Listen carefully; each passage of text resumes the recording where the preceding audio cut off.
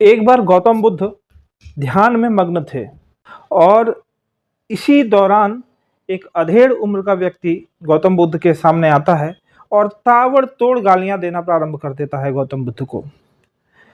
अब जब गालियां देना प्रारंभ करता है तो गौतम बुद्ध की नींद खुल जाती है, वो ध्यान से बाहर निकलते हैं और जब ध्यान से बाहर निकलते हैं तो देखते हैं कि कोई अधेड़ उम्र का व्यक्ति है जो मुझे गालियां दे रहा है।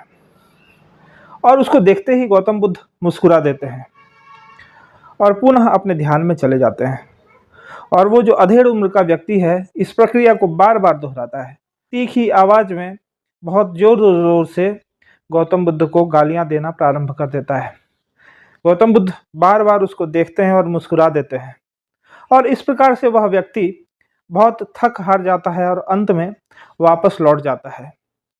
इस सारे दृष्टांत को, इस सारे दृश्य को गौतम बुद्ध का एक शिष्य बगल में देख रहा था। जब गौतम बुद्ध ध्यान से बाहर उठे, उस शिष्य ने पूछा कि गुरुदेव आप बताइए, सामने जो व्यक्ति था वो आपको बार बार गालियां दे रहा था, जोर जोर से गालियां दे रहा था, लेकिन आप बार बार मुस्कुरा दे रहे थे। तब गौतम बुद्ध ने जो बात कही वह बात हमारे आपके जीवन के लिए बहुत महत्वपूर्ण है। उन्होंने कहा कि देखो, सामने वाला यदि कोई उपहार लेकर हमारे लिए आता है और हम उस उपहार को स्वीकार न करें तो वह उपहार जो होता है वह किसके पास रहता है? तो उनके शिष्य ने कहा वह उपहार तो देने वाले के पास ही रहेगा। ठीक उसी प्रकार सामने वाला यदि मेरा उपहास करता है और हम उस उपहास को ना लें तो वह उपहास किसके पास रहेगा? अब उनके शिष्य को समझ में आ गया था और यही सीख देना चाह रहे थे गौतम बुद्ध अपने शिष्य को कि क्रोध पर कैसे विजय प्राप्त करें।